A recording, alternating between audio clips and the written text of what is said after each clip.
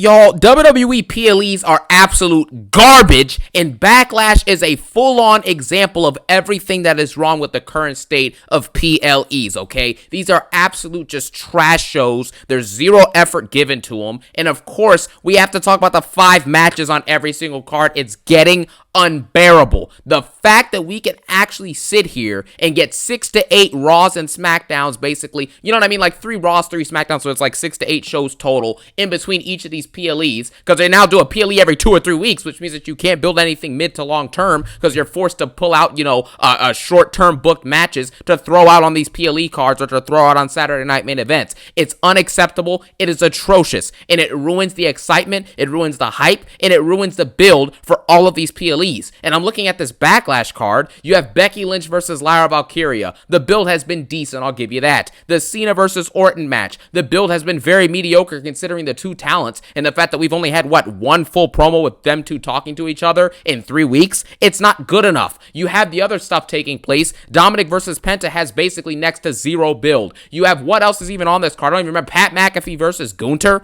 Really? You know what I mean? Really? I mean, come on with this, man. A fatal 4-way for the U.S. title. That's decently built, but Damian Priest has no real reason to be in this match. Drew McIntyre should not be fighting for a mid-card title. It's just not acceptable, man. This is Backlash. It's 5 matches on a meaningless card with bad builds. Why are we getting 5 matches? We get 6 shows for 5 matches? Come on, man. This is unacceptable. It's the same thing every single PLE that's not named SummerSlam or WrestleMania. You're going to get 4 or 5 matches max. How? How do we spend this as 4 or 5 weeks, whatever many weeks in between PLEs, to get 5 matches? And 3 out of the 5 of them usually aren't even built well and have no story. What are we getting on these PLEs then? It's just forced out trash. Hey, we need a PLE, we need a match card for this PLE, so we'll just give you this and you'll just accept it. No! This is bad content. It's shameful and it is embarrassing to have to sit here and see this garbage every single time. And the PLE cycle that they're on right now is going to ruin the summertime. Think about this, for example. We have Backlash this weekend, or Backtrash as I should call it. It's actually Backtrash. We have Backtrash this weekend. We then have Saturday Night Main Event 2 weeks after that. We have Money in the Bank 2 weeks after that. So Money in the Bank is 4 weeks from this weekend, and we don't have anything. We don't even know what's even happening because they're too busy having to worry about Backtrash and Saturday Night mid-event. Saturday Night house show is what it feels like, okay? Then after Money in the Bank, I think you have an unnamed PLE between June and July, some point in there. You have a Saturday Night Main Event 2 weeks before SummerSlam, and then you have SummerSlam. How is all of this going to work without being rushed? The answer is it's not going to work. It's all going to be rushed. You may get 1 or 2 great stories in the span of the next 2 or 3 months. Everything else will be rushed, and it'll be incredibly predictable, boring, monotonous, here to just kind of fill you out and get you onto the next show. That's all this is. There is zero effort given to PLEs anymore. We just witnessed WrestleMania had an extra 3 weeks of time to build, than they normally do, because it was like late April it happened, okay? They had an extra 2 or 3 weeks to build the pay-per-view, and the build was garbage, and so was the PLE itself. So that means to me that Triple H has no idea what he is doing. Number one, he said it himself. It's been difficult to build a 10-week build to WrestleMania. It's so difficult. It's so hard. If it's so hard, then get out of the job position then. If you can't book for WrestleMania season, then get out. It's as simple as that. If you can't book Mania, you can't book anything. It really is the facts are just right in front of our faces. It's impossible, man. I don't understand why we have to sit here and get 3 weeks or 2 weeks in between each PLE, which is only going to make the PLEs worse and more predictable and less meaningful. It's not good. What happened to quality over quantity? We used to get 1 pay-per-view a month, back in the day. What happened to that? It used to build a hype. We used to have 4 weeks in between each pay-per-view, so we were super looking forward to it. Everything was fleshed out. Not much stuff was rushed. It worked. It really did. But now we have 2 or 3 special events, premium live events per month, and nothing is being fleshed out. Nothing is being developed. This isn't good. Braun Breaker's storyline with Seth Rollins and Paul Heyman. Paul Heyman has still not explained why he chose to side with Seth Rollins. That has never been directly explained or talked about at all. It's just, I can't stand Roman Reigns. I can't stand CM Punk. Okay, so why'd you choose Seth Rollins, who has no belt and hasn't won anything in the last year? Why not go with Jey Uso, who already has the belt that you said was powerful helpful, go with Jey Uso then. Go with John Cena then. They have the belts. The story makes no sense. You have the same thing in the women's division as well. Io Sky is fighting Roxanne Perez and Julia, who again have no reason to be teaming up. They were just feuding a couple months ago in NXT, I'm pretty sure. And now, you fast forward, and now they're on a team trying to fight Rhea and Io for what purpose? What does this develop? Roxanne Perez and Julia get zero reaction, so it's not connecting with the crowd. No one's engaged or entertained by this. So why are we doing it? Why are we doing Logan Paul versus Jey Uso? Why are we doing a fatal four-way for the U.S. title that has no story, really? Why? What is the reasoning behind any of this? Why is John Cena fighting Randy Orton for the WWE title? And in reality, we know Cena's going to walk out with the belt, number one. And number two, the build to it hasn't been good. Why are we getting Dominic Mysterio versus Penta? Why?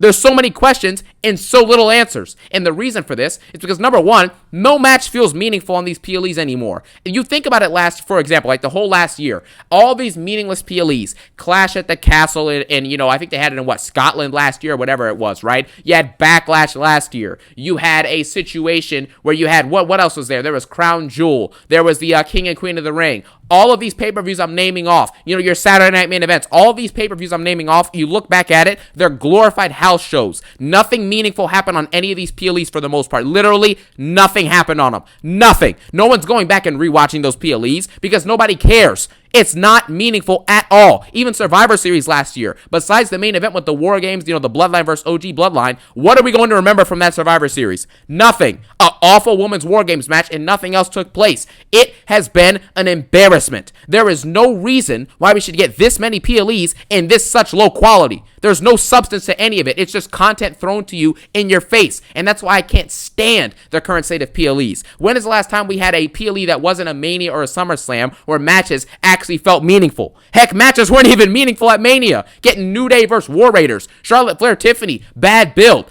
Rhea Ripley triple threat, awful storytelling and awful build for that. Jay and Gunther, the same thing. You know what? What? We get awful matches and meaningless matches on Mania, and now we're getting it on normal PLEs as well. When is the last time you looked at a card for a B tier or C tier PLE and we're like, man, this card really excites me. This is going to be awesome. No one says that. No, unless you're one of the bots, the hive mind bots who are chanting, "This is awesome," to one false finish. Like, it's getting to the point where it's actually becoming unacceptable. The fact that these PLEs are churned out this many, we're getting this many PLEs and such a bad product to go along with it is really sad. It is embarrassing, man, to see how far that PLEs have dropped, and just in terms of the quality, in terms of the matches that we're getting, it's really, really sad. The fact that all we can get for PLEs now is thrown together 5 matches that have nothing of meaning or nothing of value with them, and that's all we get, is really embarrassing, man. And on top of that, we obviously have to talk about the fact that because the matches and the feuds are all meaningless and aren't built correctly for the most part, like 80% part, you know what I'm saying? They feel like glorified house shows. Saturday Night Main Event is going to happen in 2 weeks, and then we're going to have one in July as well, and maybe one in June, I don't even know. But the fact is that on Saturday Night Main Events, all of the matches are predictable. In what world, in any of the Saturday Night Main Events we've had so far, what match has been unpredictable? None. Absolutely none. The matches coming up in the Saturday Night Main Event in 2 weeks from now will be predictable. They will be very obvious what's going to happen, and WWE will not do the correct job in order. See, here's the thing. If a match or a card is going to be very predictable, you have to at least suspend the disbelief. You have to at least give us some drama, some intensity, some intrigue. Make us think that maybe Jey Uso won't retain versus Logan Paul when they fight. Make us think that maybe John Cena will lose his championship. Make us think that, wow, maybe Io Sky's in trouble. She might not get through this. Maybe Tiffany Stratton's in trouble. She might not get through this. Things of that nature. We get zero effort in any of that. None of these matches are even making you think that they're going to be unpredictable. It's all cut straight, no real false finishes, no real drama, maybe one false finish, and that's it. They have no actual way of making you, have some suspense to any of this. You know what's going to happen. You know how it's going to happen. And you know that there's only 4 or 5 matches on the card, so you're not even interested in it. It's so boring. It's so bad. And the lack of creativity from Triple Fraud is just embarrassing, man. How is it possible that you can be in the industry for decades, be one of the top individual wrestlers in the company at a point? Triple H was, obviously one of the top guys in the company at multiple points throughout his career. But how in the world do you become a booker? You were under Vince McMahon's wing. You saw what he built this company to over decades, and you now have ruined it. You've soiled it, man. How? And TKO is not to go without blame with this at all as well. They also are making an issue because they're bloating these pay-per-views and bloating these shows up with ads and sponsorships. I should not be watching a match where there's 15 logos on the ring. There's more logos in the ring than matches on the card. That's not acceptable. That is horrible. It is embarrassing to professional wrestling to have 15 logos on the mat and have 15 logos on the turnbuckles, have logos on the barricades, have logos on the announce table, have logos in the rafters. What is this? This is a glorified sponsor. That's all that these shows are. You get 50 minutes of wrestling in a 3-hour show, which means that the other 2 hours and 10 minutes is ads, sponsors, and commercials. It is unacceptable, man. I don't understand how these PLEs have gotten to this point, but Triple H and TKO have coincided in making some of the worst professional wrestling content on PLEs. It's really sad. We should be getting at least 7 to 8 matches on every single card, and there should be at least 4 weeks in between each PLE. It's as simple as that. That way you can have more good and Raws and SmackDowns that, have some intrigue to them that are because they're done in service to build something that's going to be mid to long-term built. That is how you make great PLEs, and that is how you build good booking, or you can just build a one PLE a month or one pay-per-view a month as they used to be called, back in the day, you know what I mean? Can't believe that, man. We're actually in a point where they're now called premium live events instead of pay-per-views. Wow. You know what I mean? Wow, that just makes me feel really old. You know what I mean? Anyways, the fact that we have to actually sit here and endure all of this nonsense is really just unacceptable to me. I don't know why we only get 5 matches, other than the fact that Triple H is a bad booker, so he has no idea how to actually build great storylines in a 3-week span. If you are giving talents who are quote-unquote, this is the best roster that there's ever been in WWE, quote-unquote, right? And the booking is the best it's ever been, the business is the best it's ever been, etc. So with that logic, we should be able to have 3 shows, like 3 Raws and 3 SmackDowns respectively, that build respective matches for each brand. We should easily be able to get 6 to 7 matches on every card that are at least good to great in terms of storytelling. You'll always have a match or two here and there that's poorly built that's just thrown on the card, and I get that. But the 80% of the matches that are on the cards from here on out, at least in this current era of WWE, according to what they say versus what they're actually telling us, they should actually be having great PLEs nonstop. We should have 6 to 7 matches. 5 of them should be bona fide good, or at least, above average to being amazing. That's what the quality level of the standard should be. But it's not, because WWE is lying, and they're focused on doing more ads and sponsorships than putting on good stories and good matches and good feuds. And because of that, we get disastrous PLEs that continue to bore us, they continue to make us upset, and they continue to absolutely be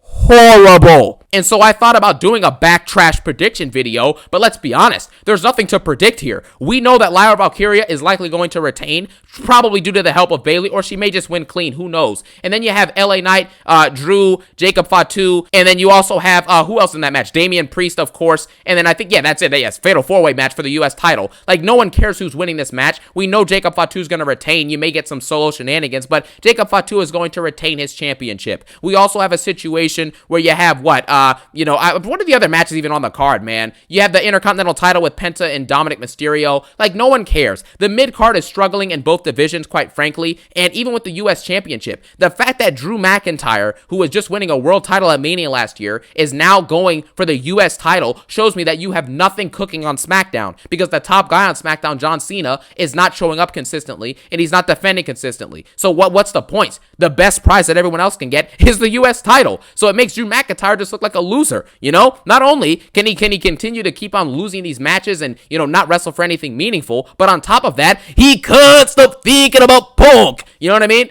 It's just unacceptable. The other matches on the card, Cena and Randy, we know Cena's walking out with that belt. Now, if R-Truth gets involved, I think that would be actually tons of fun. I actually think that would be pretty entertaining and pretty funny if that's the way that Cena retained versus Orton. But, they'll probably do something where Cena hits the ref, to do the callback to when Orton hit the ref and got away with it to retain his belt. They'll do something like that. And then we have, obviously, what is the other match on the card? Pat McAfee and Gunther. I'm sure Goldberg will make an appearance at some point at the end of this, or if not, Gunther will just destroy Pat McAfee. But this whole gimmick is dead. This PLE is dead. All the stuff that's on it means nothing to me, and quite frankly, I could care less that it's even happening. But at the end of the day, it is what it is. These PLEs are absolute garbage, and it's probably going to continue to stay that way for a pretty long time in the foreseeable future at the very bare minimum. With that being said, I thank you guys so much for watching. I thank you guys so much for your support, and as always, have a phenomenal day. Peace out, and one love.